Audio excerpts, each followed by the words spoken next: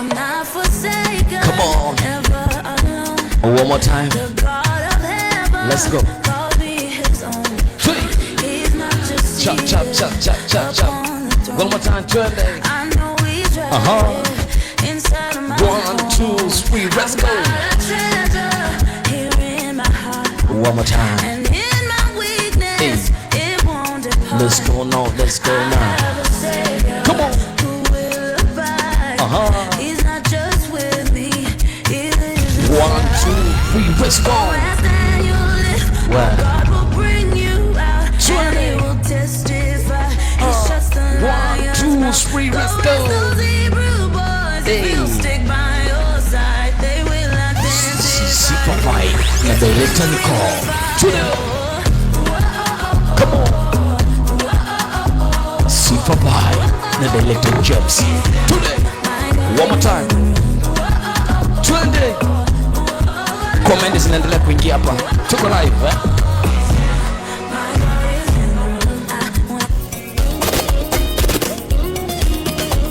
Hey. Twende. Tuko na Bwana tuna enjoy. Tuko na Bwana tuna enjoy.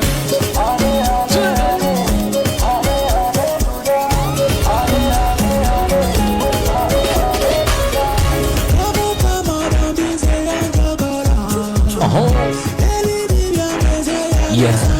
Twende. We party in Jesus Christ. Amen.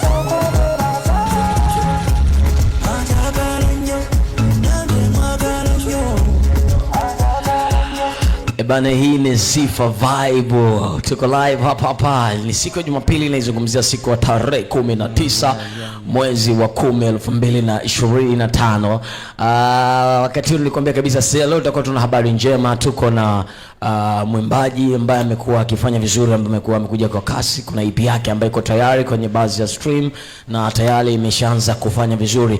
Na mimi nikaona si vibaya nikamvutia waya, nikasema leo bwana dondoka kwenye show namba 1 Sifa Vibe ili tuweze kuzungumza mawili matatu. Bwana, mimi naitwa MC Mlao wa Tanzanite, Admire Tanzanite, lakini nyuma kamera niko na directors wawili leo bwana. Kuna mmoja kidogo ametoka katika majukumu ya kikazi. Tuko na director James pamoja na director Nico. Hawa ndio wamekuwa wakifanikisha matangazo haya kwenda mubashara namna hii. This is how we do. Tunafurahi siku ya tarehe 19 mwezi wa 10 2025. Tuendelee kula piano kidogo alafu tuende moja kwa moja kwenye session. Tuende. Wow. Hey. Amen. Amen.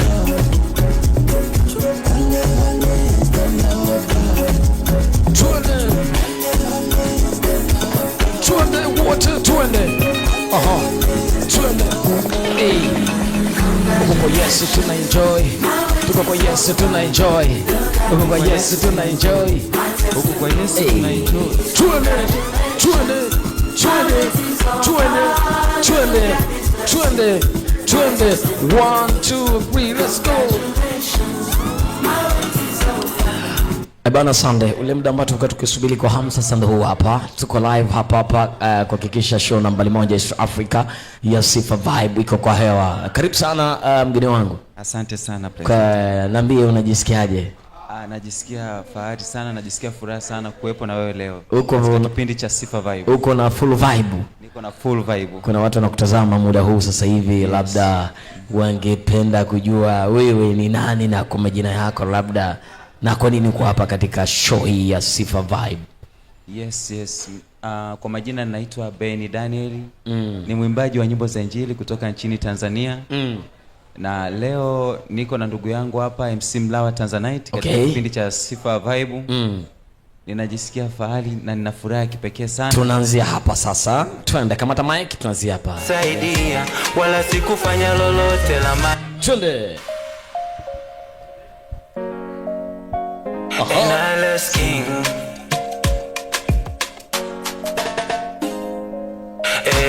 Baba, ni mimi tena mwanao, nimekuja wala sijaja na kilio.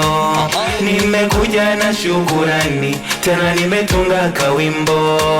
Naomba tega sikio, usikilize kidogo. Kwa yote ulonitendea, nikulipe nini sijui. Sina cha kukulipa. Kwa yote ulonifanyia, nikulipe nini sijui. Kama nikisema nitoe uhai, wewe ulishatoa kwanza. Kama dhahabu na fedha, vyote ni mali yako Bwana. Siwezi sema umenisaidia, bali nasema umefanya. Maana jitihada hazikusaidia, wala sikufanya lolote la maana. Siwezi sema umenisaidia, bali nasema umefanya. Maana jitihada hazikusaidia, wala sikufanya lolote la maana. Imela Baba, imela imela Baba, imela imela Baba, imela imela. Ebane, ni bonge moja la ngoma anapozungumzia saizi kwenye baza mainstream. Imekuwa ikifanya vizuri kwa wale watumiaji wa Audiomack kupitia Spotify, lakini YouTube bado tayari mzigo uko tayari kwa hewa. Na maanisha siku ya jana ndio imekuwa release, si ndio? Yes, siku ya jana. Ya Tanzania kwa mara ya kwanza, nafikiri ni exclusive na wamepata bahati kwanza kukufahamu. Na labda swali la kwanza linaanzia hapo. Kwa nini Imela? Kwa nini Imela? Imela ni wimbo wa shukrani ambao unapatikana katika EP yangu ya Success. Nina kila sababu ya kumshukuru Mungu kwa sababu amenivusha katika mengi sana. Kwa hiyo nina kila sababu ya kumshukuru. Okay. Nikaona kwa njia nyingine ya kumshukuru Mungu niandike wimbo na niweze kumwimbia Mungu. Wow. Ili na wengine pia waweze kushiriki hiyo baraka. Okay. Na kama Imela ni kumshukuru Mungu, kulikuwa kuna haja gani kutumia Imela? Labda tusiseme shukurani labda. Katika wimbo kuna maneno yote mule kuna asante, kuna shukurani. Kwa hiyo mtu lazima tu aelewe kwamba maana au kusudi la wimbo ni shukurani. Okay. Kwenye zile verse pale kuna neno shukurani, lakini pia kuna neno asante linasikika hapo, na bila shaka kuna wengi watakuwa wanafahamu kwamba maana Imela ni shukurani. Okay. Japo sio Kiswahili. Tuende sasa kwenye upande wa malezi. Waimbaji wengi wamekuwa wakifanya vizuri wakishakuwa na majina, kama leo hii tunamtambua Benjamin Daniel, tayari ameshaanza kwenda kwenye Instagram. Kwa vijana kisasa wanasema umeshaenda mjini. Sasa waimbaji wengi tumeona hawana malezi, hawana baba zao wa kiroho. Labda kwa namna moja au nyingine, wewe unalelewa wapi? Kanisa ambalo labda uko chini ambalo umekuwa ukitumikia pale? Mimi ninalelewa na Pastor Peter Mosha ambaye ni bishop wa huduma ya Ark Foundation Church. Okay. Kanisa ambalo linapatikana Kimarabucha, niko hapo na yeye ndo baba yangu wa kiroho. Okay. Na kitu gani ambacho umeweza kujifunza kwa baba yako ambacho unaweza kusema leo hii mbele ya watu ambao wanakutazama kime kuinspire ambako kaamua kufanya uinjilisti kupitia uimbaji, ambacho baba yako ameweza kukufundisha? Kwa baba nimejifunza vitu vingi sana. Moja wapo imani. Ni kitu ambacho nimejifunza kutoka kwa baba, kwa sababu hata katika shuhuda zake na mafundisho yake nimegundua baba yangu ni mtu mwenye imani sana. Okay. Ni mtu wa kukiri ushindi kila wakati. Ni mtu ambaye anampenda Mungu sana. Ni mtu ambaye ana ufahamu na maarifa makubwa sana juu ya Mungu. Kwa hiyo nimejifunza mengi sana kwa baba yangu. Nimejifunza ujasiri, nimejifunza kujiamini katika mambo ambayo anayafanya kila siku. Huyo ni BD Benjamin Daniel kutoka Ark Foundation Church, akiwa anafanya baadhi ya release kupitia EP yake ambayo imetoka na imekuwa ikifanya vizuri baadhi ya platform na mitandao ya kijamii. Bwana, tumesikiza track namba 1, lakini kwa sasa naenda kusikiza track namba 2. Let's go. Today. One more time. BD. Yes. NLC. Come on. Pita umo. Wape muda, wape muda, wape muda, wape muda, wape muda, wape muda, wape muda, wape muda. Mawazo ya amani anatuwazia sisi, kutupa tumaini siku siku zote maishani, wala sio mabaya bali ni mema.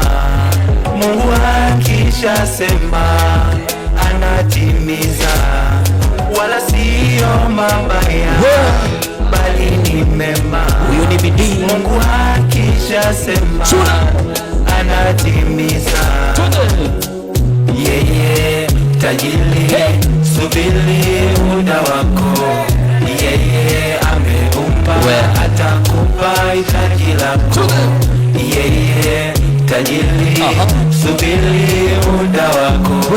Yeye ameumba, atakupa hitaji lako. Wape muda, wape muda, wape muda, wape muda,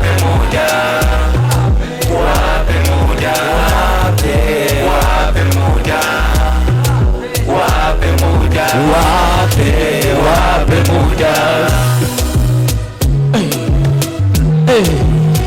Wape muda, tule, wape muda, wape muda.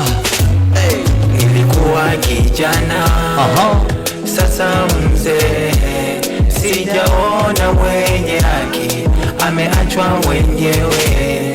Nilikuwa kijana, sasa mzee, sijaona mwenye haki, ameachwa mwenyewe.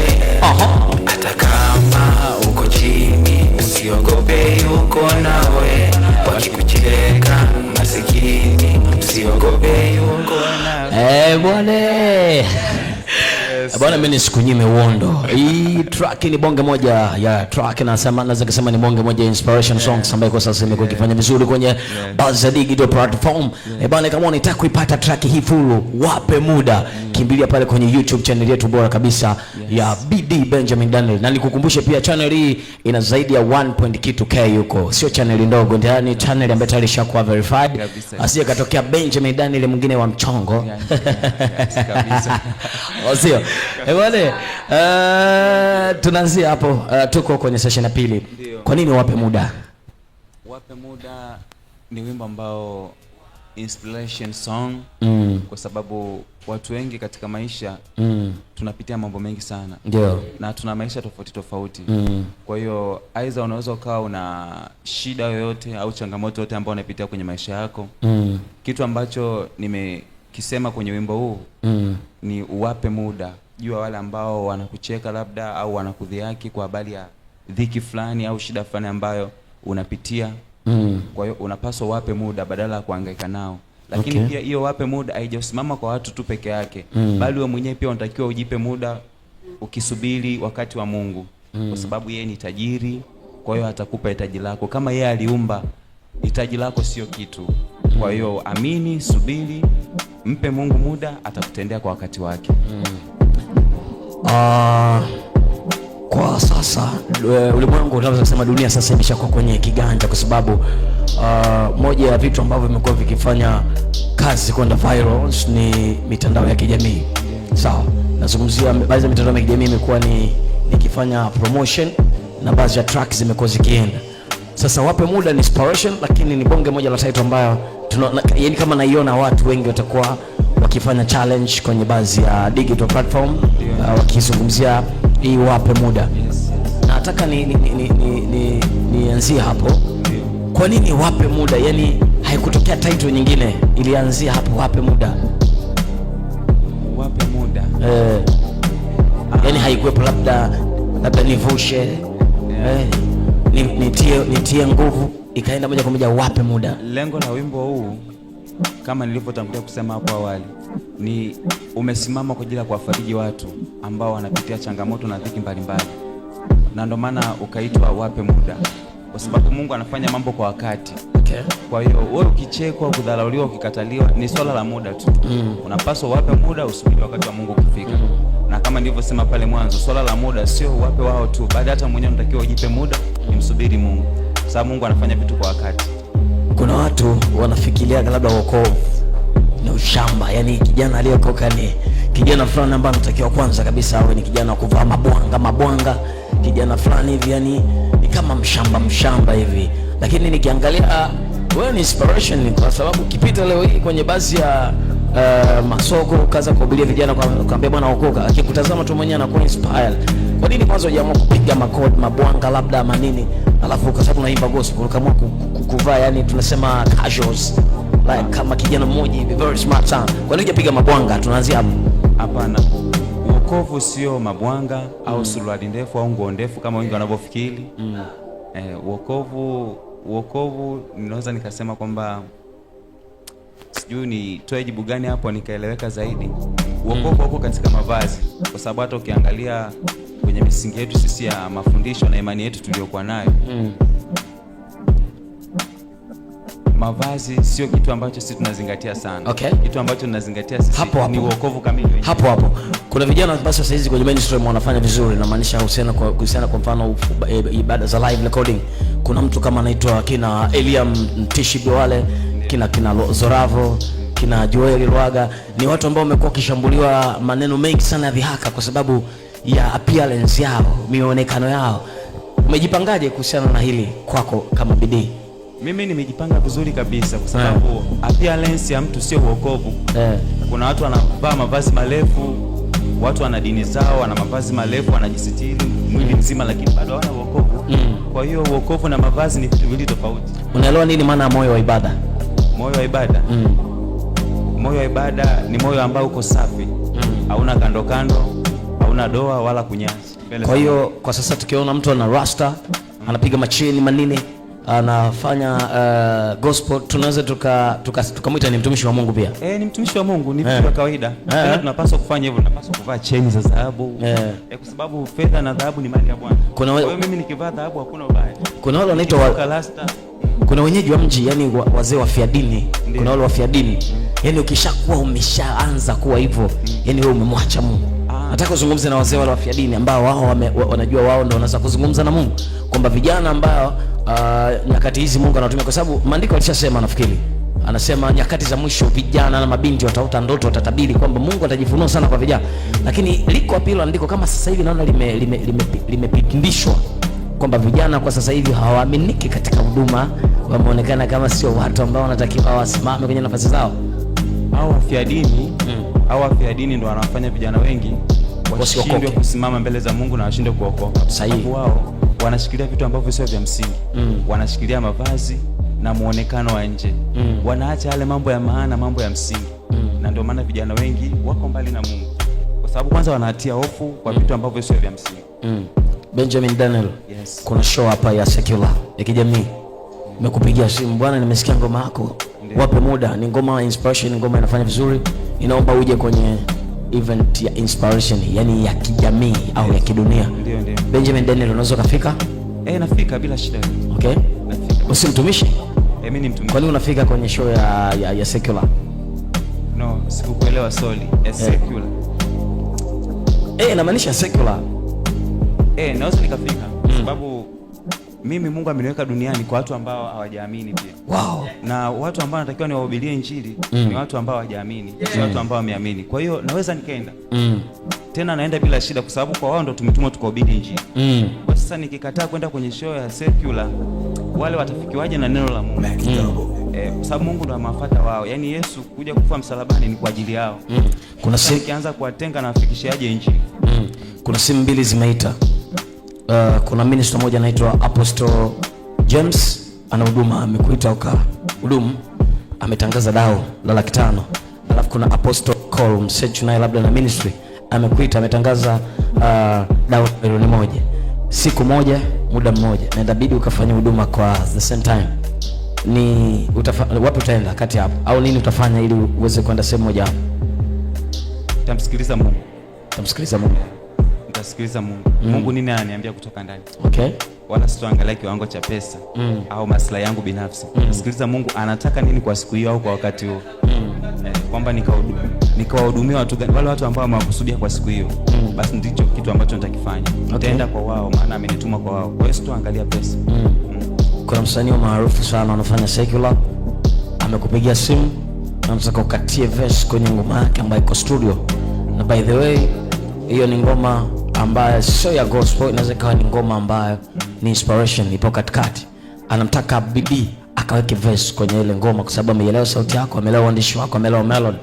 Unaweza kufanya hivyo? Naweza kufanya hivyo, Roho Mtakatifu akiniruhusu, kwa sababu hiyo pia ni injili.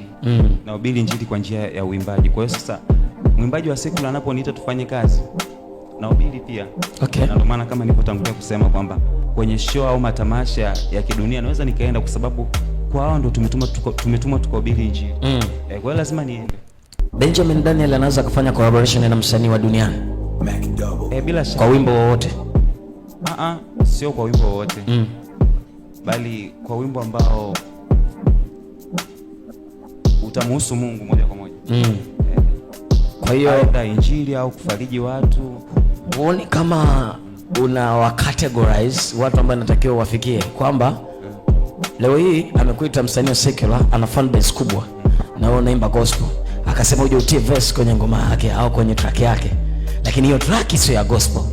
Uweze kufanya verse ili watu wajue, mbona kama ameweza kufanya na huku, kwa nini tusimfuate? Kwa sababu huyu ni wa huku, kwa nini tusimfuate kule aliko?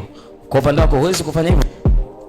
Naweza kufanya, kwa sababu hakuna namna naweza nikawashawishi au nikawavuta kwangu nisipokuwa nao karibu. Yesu alikaa na malaya. Yesu alikaa na watoza ushuru. Yesu alikaa na wezi. Kwa sasa uwepo wake ndio ulifanya wale waokolewe na wamjue Mungu. Ina maana kama angewatenga na kukaa nao mbali, hakuna njia nyingine ambayo wale wangemjua Mungu. 254 nazungumzia 254 pale nchini Kenya.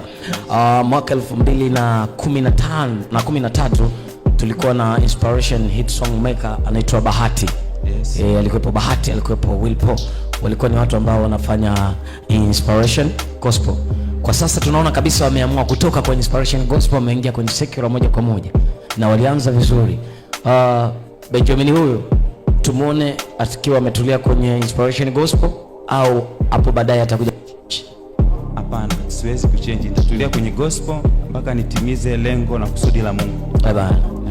Bana, hizi ni akili mingi sana bana. Huyu anaitwa BD Benjamin Daniel kupitia show nambari 1 East Africa, Sifa Vibe. Bana, mimi naitwa MC Mlawa Tanzanite aka Admire Tanzanite. Nyuma ya kamera niko na mchizi kichizi Apostle James bana, jitu la ufalmeni. Akili mingi sana, lina degree afu alilingi bwana, liko poa sana. Afu niko na director mwingine anaitwa director Nicole Msechu, pia ndio umefanikisha matangazo haya, yameenda mubashara kabisa. Nakushukuru sana Benista BD. Nafikiri next time tutakuja ku release EP namba 2. Tunaweza tukawaaga watazamaji. Shukrani sana. Chao. 0774 86 86 50 kwa interview kwa mpigaji mwanamuziki unafanya live, nipigie hiyo namba, tutakualika kwenye center yetu ya Act Foundation. Tunakuja kupiga live session, na karibuni tutakuwa na prophetic worship ya kibabe sana ambayo inafanyika nafikiri kwenye mwezi wa 11 na kuelekea mwezi wa 12. Tutakuwa tuna live recording hapa Act Foundation Church, na itakuwa inaongozwa na lile jitu mad talented entertainer MC Mlawa Tanzania. Bye bye.